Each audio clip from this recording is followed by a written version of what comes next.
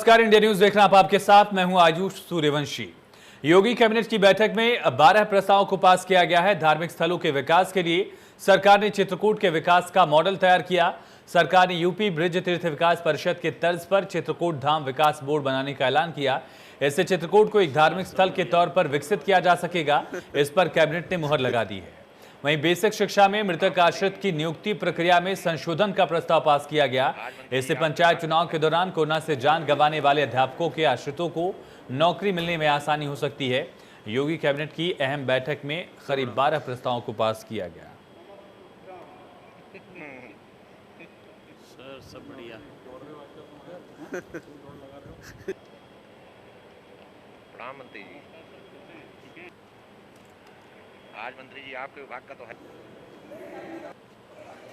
उत्तर प्रदेश सरकार का एक ही प्रयास है कि प्रदेश की 24 करोड़ जनता के जीवन में खुशहाली आए, प्रदेश का विकास हो, प्रदेश में सुशासन रहे, गुंडे अपराधी और जो भ्रष्टाचारी उनके खिलाफ कार्रवाई हो। इस दिशा में सरकार के माध्यम से काम किया गया है और कैबिनेट के जो प्रस्ताव है उसका डिटेल अभी प्रवक्ता महोदय देंगे। अयोध्या विकास प्राधिकरण अयोध्या के सर्वांगीण विकास के लिए विजन डॉक्यूमेंट तैयार कर रहा है। इस विजन डॉक्यूमेंट को Lee associate South Asia private limited बना रहा है। इसका प्रेजेंटेशन मुख्यमंत्री योगी आदित्यनाथ के सामने रखा गया। अब अयोध्या का विजन डॉक्यूमेंट देश के प्रधानमंत्री नरेंद्र मोदी के सामने रखा जाएगा। पूरी अयोध्या को आधुनिक पर्यटन सिटी के रूप में विकसित करने के साथ व्यापार रोजगार के संसाधन को उपलब्ध कराने का विजन डॉक्यूमेंट तैयार किया गया। इस विजन डॉक्यूमेंट को 5000 नागरिकों और 500 पर्यटकों के सहयोग से बनाया गया है। विजन डॉक्यूमेंट के तहत 4 लाख रोजगार और 8 लाख अप्रत्यक्ष नौकरियां देने की तैयारी है।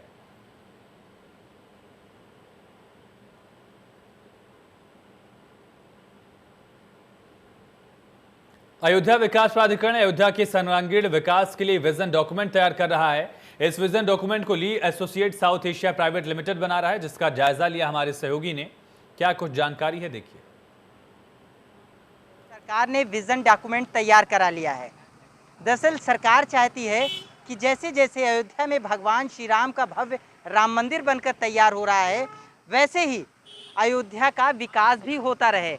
यानी जब अयोध्या में भगवान श्री राम का भव्य मंदिर बनकर तैयार हो जाए और लोग यहाँ यानी श्रद्धालु यहाँ आने लगे, तो वो न सिर्फ राम मंदिर को देखकर बल्कि अयोध्या की इस चकाचौंध कर भी देखकर मंत्रमुग्ध हो जाएं।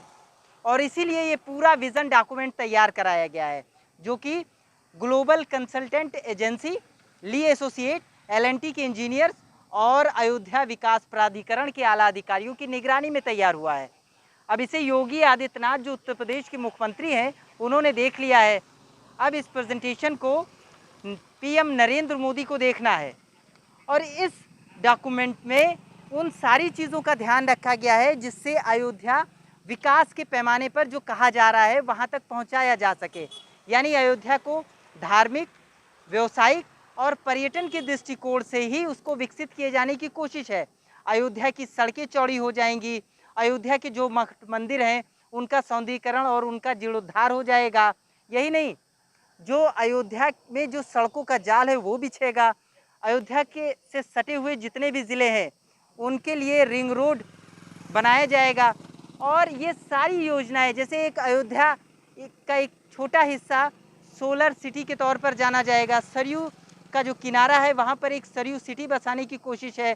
और अयोध्या में आने वाले जो दूर दराज से जो दूसरे प्रदेशों के जो लोग हैं उनके लोगों के लिए भी, उस हर स्टेट के लोगों के लिए भी यहाँ पर एक केंद्र बनेगा। ये सब कुछ इस विज़न डॉक्यूमेंट में रखा गया है।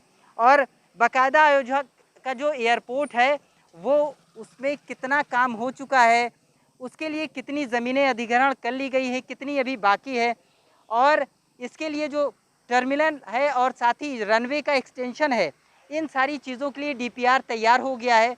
यानी वो सारी चीज़ें और उनकी कवायद पूरी कर ली गई है, जिसका एक लंबे इंतज़ार हो रहा था और ये माना जा रहा था कि बहुत जल्द अयोध्या का विकास अयोध्या के अनुरूप होगा, जो उसका गौरवशाली इतिहास रहा है उसी के अनुसार होगा। और इसीलिए अब वो विज़न डॉक्यूमेंट बनकर तैयार है। अब प्रधानमंत्री नरेंद्र मोदी इस विजन डॉक्यूमेंट को वर्चुअली तौर पर देखेंगे और उसके बाद अपनी मोहर लगाएंगे। अबुल बशर खान, इंडिया न्यूज, अयोध्या। उत्तर प्रदेश में धर्मांतरण के मामले के साथ अब 2 बच्चों वाले कानून की भी मांग उठने लगी है। यूपी के पंचायत राज मंत्री भूपेंद्र सिंह ने मुरादाबाद में कहा कि बढ़ती जनसंख्या देश के लिए चुनौती है। जितनी भी समस्याएं हैं उनका बड़ा कारण बढ़ती हुई आबादी है। हम लोग मुख्यमंत्री और प्रधानमंत्री के नेतृत्व में आम व्यक्ति की अपेक्षाओं और संसाधनों की पूर्ति करने का काम कर रहे हैं, लेकिन देश के सामने बढ़ती हुई आबादी एक बड़ा संकट है। उन्होंने कहा कि कानून कब तक आएगा इस पर सरकार निर्णय लेगी, लेकिन मुझे लगता है कि बढ़ती हुई आबादी पर अंकुश लगना ही चाहिए।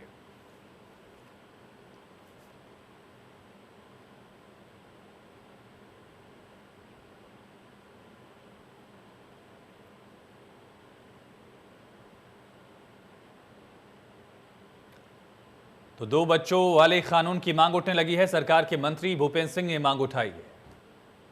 बढ़ती हुई जनसंख्या, बढ़ती हुई आबादी देश के लिए चुनौती है और जितने भी समस्याएं हैं उसका एक बड़ा कारण बढ़ती आबादी भी है। और हम लोग सरकार, माननीय प्रधानमंत्री जी के और मुख्यमंत्री जी के नेतृत्व में आम व्यक्ति को उसकी अपेक्षानुसार संसाधन, आवश्यकताएं जो हैं उनकी पूर्ति करने का काम कर रहे हैं। बढ़ती लखनऊ से खबर। चिकित्सा शिक्षा मंत्री सुरेश खन्ना ने बयान दिया और धर्म परिवर्तन को पूरी तरह से गलत बताया। कहा, लालच देकर या दबाव बनाकर धर्म परिवर्तन कराना गलत है। धर्मांतरण में शामिल होने वाले लोगों पर भी कार्रवाई की जाएगी। ऐसा है, सभी लोग जो कुछ जिससे कहा गया है वो करेंगे। सर, धर्मांतरण को लेकर के उत्तर प्रदेश में बहुत बड़ा मामला सामने आया है और लगातार लोगों के नाम भी आ रहे हैं। किसी प्रकार का लालच, किसी प्रकार का प्रलोभन देकर अगर धर्मांतरण कराया जाता है तो निश्चित रूप से वो पनिशेबल भी है और हर तरह से कठोर कार्रवाई उसमें होगी, ये मैं आपको आश्वस्त करता हूँ। Thank you. उत्तर प्रदेश ने पहली लहर झेली कोरोना की और मैनेजमेंट की कुशलता के कारण पहली लहर जो है उसका प्रकोप माइल्ड भी रहा, हालांकि देर तक चला लेकिन समाप्त हो गया। जब दूसरी लहर आई उसकी तीव्रता ज़्यादा थी, लेकिन दूसरे प्रदेशों के मुकाबले हमारे मैनेजमेंट की वजह से इसका भी प्रभाव को न्यूट्रलाइज करने में हमारा संगठन, हमारी सरकार सफल हुई कि हम हर तरह से जो चूँकि कांस्टेंट मॉनिटरिंग चल रही है, रोज़ इसकी देखभाल की वजह से इसको हम मिनिमाइज़ करने में सफल हुए। लेकिन ये मान के चलिए अभी ये समाप्त नहीं हुआ और इसके तरह तरह की शाखाएं जो हमारे सामने आ रही हैं, चाहे वो डेल्टा हो, चाहे डेल्टा प्लस हो, या इसी तरीके की ब्लैक फंगस हो या दूसरा फंगस हो, इस प्रकार के जितने भी हमारी बीमारियां सामने आ रही हैं, हमारी जो एक्सपर्ट ओपिनियन है, जो हमने थिंक टैंक बनाया डॉक्टर धीमन की अध्यक्षता में, वो हमको लगातार इसके लिए अवेयर भी कराते हैं और इसके लिए इस बात के भी सुझाव देते हैं कि हमको क्या क्या सावधानी बरतनी चाहिए। हम उसके ऊपर लगातार अमल भी कर रहे हैं, मेडिसिन की व्यवस्था भी कर रहे हैं, सावधानी व्यवस्था भी कर रहे हैं। हम आप सबका सहयोग चाहते हैं। ऐसा है, प्रधानमंत्री नरेंद्र मोदी के संसदीय क्षेत्र वाराणसी में उनके द्वारा शिलान्यास किए गए आशापुर आरओबी के उद्घाटन से पहले ही क्षेत्रीय जनता और पूर्व प्रधान नागेश्वर मिश्रा ने भ्रष्टाचार का आरोप लगाया। सरकारी कागजों की माने तो पुल की लंबाई 682 मीटर है और पूर्व प्रधान की माने तो पुल की लंबाई 630 मीटर है। पूर्व प्रधान नागेश्वर का कहना है कि 50 मीटर पुल की लंबाई करके भ्रष्टाचार किया गया है। पुल की लंबाई बनने से पहले जहां नापा गया था उससे पहले पुल को उतार दिया गया। पूर्व प्रधान नागेश्वर मिश्रा ने आरोप लगाया कि किसी रसूखदार व्यक्ति के कहने पर पुल को कम किया गया है। वहीं कागजों में पुल की लंबाई अभी भी 682 मीटर दर्शाई जा रही है।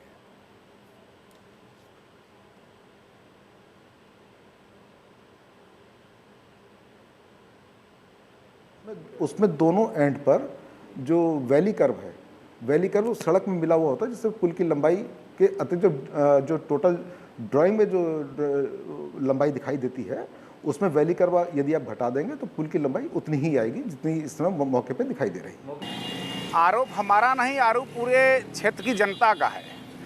ये पुल जो है 25 जनवरी 2018 से बनना शुरू हुआ और 3.5 साल का समय बीत गया। पुल जो है अभी भी बहुत सी कमियां इस पुल में हैं। हालांकि चलने लायक पुल हो गया है, लेकिन किसी माननीय के इंतजार में आज भी यहाँ के अधिकारी बैठे हैं कि कोई माननीय आए इसका उद्घाटन करे। पुल का मामला है कि पूरा प्रशासन बनारस का ही भ्रष्ट है, इसकी आंख में नींद आ गई है। अभी कैंट देखेंगे वो पुल 4-6 साल पहले दोबारा बना, घूसखोरी खा के लोग सो जाते हैं। अरे इस पुल का बता रहे हैं ना, अभी तो नई बस्ती पांडेपुर वाला ओवरब्रिज कचहरी कहाँ उतारे हैं देख ही रहे हैं। यहाँ कहाँ उतारे, गांव का संख्या 12,000 संख्या है, हमारे गांव के बीचों बीच में उतार दिए हैं। कल बारात बियाह की लोग आना जाना मरनी होता है तो गांव के रोड इस पार आते हैं, बस यहाँ से जाएगी 100 की रफ्तार में गाड़ियाँ आती हैं। अभी चालू नहीं हुआ, कल उद्घाटन होने वाला है। 3 दिन में 3 एक्सीडेंट, और उसके बाद पता नहीं कौन व्यक्ति यहाँ पास करा है। अभी तो बगल में सेमबीम वाला खोला है, नज़र आ रही कि वही नहीं ने अपने स्कूल के लिए गिरा दिया है दहीने जाने के लिए। नहीं, मानक के अगर हिसाब से अगर काम नहीं हुआ है तो विरोध होना चाहिए। अगर विरोध आज नहीं होगा तो कल इस पर दुर्घटना होगी। जिस तरीके से इस पुल को तैयार किया गया है, आप स्वयं अपनी दृष्टि से इसे देखें। दाहिने तरफ रोड है, बाएं तरफ रोड है। जहां ये पुल जो है रोड पे आके जब सामान्य रूप में आता है तो दाहिने भी रोड है, बाएं भी रोड है।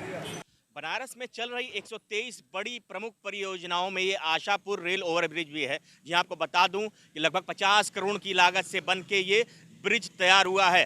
पर अभी जो औपचारिक उद्घाटन नहीं हुआ, उसके बावजूद छोटे वाहन इस पे चलने शुरू हो गए हैं। दूसरी तरफ बताना चाहूँगा जो सबसे प्रमुख पहलू इसका है कि इसमें जो अनियमितताएं हैं वो सामने आ रही हैं। आपको बताना चाहूँगा कि इस ब्रिज की जो अनुमानित लंबाई थी वो 682 मीटर बताई गई थी जब कार्य शुरू हुआ था, पर अभी मौके पे जैसे बात की जाए तो मौके पे लगभग 630 मीटर ही ब्रिज की जो लंबाई आ रही है। ये एक बहुत बड़ा प्रश्न चिन्ह लगता है।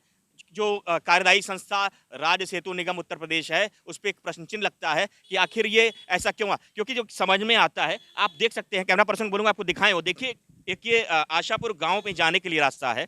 सबसे बड़ी बात है कि दुर्घटना का सबब बन रहा है। अभी पुल का उद्घाटन भी नहीं हुआ, 2-3 दुर्घटनाएं हो चुकी, जिसमें से 2 लोगों की मृत्यु भी हो चुकी है। तो ये निश्चित रूप से बहुत ही परेशान, हैरान करने वाली बात है कि कहीं ना कहीं किसी रसूखदार के वजह से इस पुल की लंबाई कम की गई और उसको पहले ही गिरा दिया गया है। हालांकि हमारे साथ कुछ क्षेत्रीय लोग भी हैं जो स्थानीय यहाँ के पूर्व प्रधान रहे हैं, वो भी हैं, उनसे बात करना चाहेंगे, उनसे जानना चाहेंगे कि आखिर उनका क्या कहना है। परिचय बताएं अपना। मैं नागेश्वर मिश्रा, पूर्व प्रधान तिलमापुर। मिश्रा जी, पुल की लंबाई की बात करें तो 682 मीटर जैसा बताया गया था, मौके पे 682 मीटर नहीं पाया गया है, क्या कहना चाहेंगे? देखिए, 682 मीटर कागज में जब पुल बन रहा था उस समय भी 682 मीटर था और आज भी कागज में 682 मीटर है, लेकिन मौके पर 630-32 से ज़्यादा नहीं है, 50 मीटर का झोल है। अच्छा, सिफा देखिए, ताज्जुब इस बात का है कि जब योजना शुरू हुई तब योजना की लागत 35 करोड़ 71 लाख रुपए थी और योजना पूर्ण होते होते 50 करोड़ 17 लाख हो गई और पुल छोटा हो गया। ये देखिए, पुल बढ़ा नहीं, पुल छोटा हो गया। अब पुल छोटा होने से हमारा सबसे बड़ा सवाल यह है कि पुल छोटा होना हमारे लोगों के जान को खतरे में डालना है, क्योंकि हमको 1 फुट का रास्ता यहाँ मौके पर नहीं है गांव में से निकलते ही। अच्छा, ये बताएं आखिर क्यों पुल छोटा हुआ? क्या किसी व्यक्ति विशेष की वजह से हुआ या किसी रसूखदार की वजह से हुआ? आखिर क्या ऐसा कारण है कि पुल को छोटा करना पड़ा? देखिए, संभावना तो कुछ ऐसा ही है कि जरूर इसमें कोई प्रभावशाली व्यक्ति है जिसका हित प्रभावित हो रहा था और उसने ऐसा कराया है अपने धन बल पर, अपने रसूख के बल पर। जरूर ऐसा कोई व्यक्ति है। आपने शिकायत करी है क्षेत्र के लोगों के साथ में, किसी के साथ में? मैंने कई शिकायत की और सेतु निगम उत्तर प्रदेश की तो मैं क्या कहूँ, हमारा लेटर जाता है, हमारा नाम देख के सब वापस कर देते हैं, हमारा लेटर वे नहीं लेते हैं।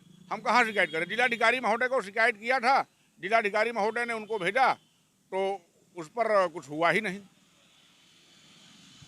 निश्चित रूप से ये चौंकाने वाली बात है कि इनके लेटर को वापस कर दिया जा रहा है। जैसा बताऊं कि जैसे उन्होंने बताया कि 35 करोड़ की लागत बताई गई थी, पर कंप्लीट होते होते वो 50 करोड़ जो पुल डाक गया। तो ये प्रश्न चिन्ह तो खड़ा करता है निश्चित रूप से कि किसी न किसी व्यक्ति का हित साधने के लिए पुल को पहले समाप्त कर दिया गया है और इसमें जमकर भ्रष्टाचार हुआ है। हालांकि इस संबंध में मैंने सेतु निगम के चीफ प्रोजेक्ट मैनेजर से बात करी तो उन्होंने टेक्निकली उलझाने की कोशिश करते हुए इससे पल्ला झाड़ा और उन्होंने कहा कि नहीं, सब कुछ सही हुआ है और कुछ भी ऐसी गलत है या कुछ है तो उसकी निश्चित रूप से हम जांच कराएंगे, और ये कह के उन्होंने पल्ला झाड़ दिया। तो अब ये देखने वाली बात ये होती है कि आने वाले समय में प्रदेश सरकार या जिला प्रशासन किस तरीके से इसकी जांच करता है, जो भी दोषी है उस पर किस तरीके से कार्रवाई होती है, क्योंकि प्रधानमंत्री का ड्रीम प्रोजेक्ट रहा है बनारस को हाईटेक सिटी बनाना, आम जनमानस के लिए सब सुविधाजनक सुलभ रास्ता बनाना। उसको देखते हुए इस पुल का निर्माण किया गया और अभी उसका औपचारिक उद्घाटन भी नहीं हुआ। दो दुर्घटनाएं हो गई, दो लोगों की मृत्यु हो गई। तो ये निश्चित रूप से बहुत ही चौंकाने वाली बात है और बहुत ही गंभीर चिंता करने वाली बात है। इंडिया न्यूज़ के लिए बनारस से चलिए इसी के साथ बुलेटिन में इतना है, लेकिन खबरें लगातार जारी हैं, बने रहिए।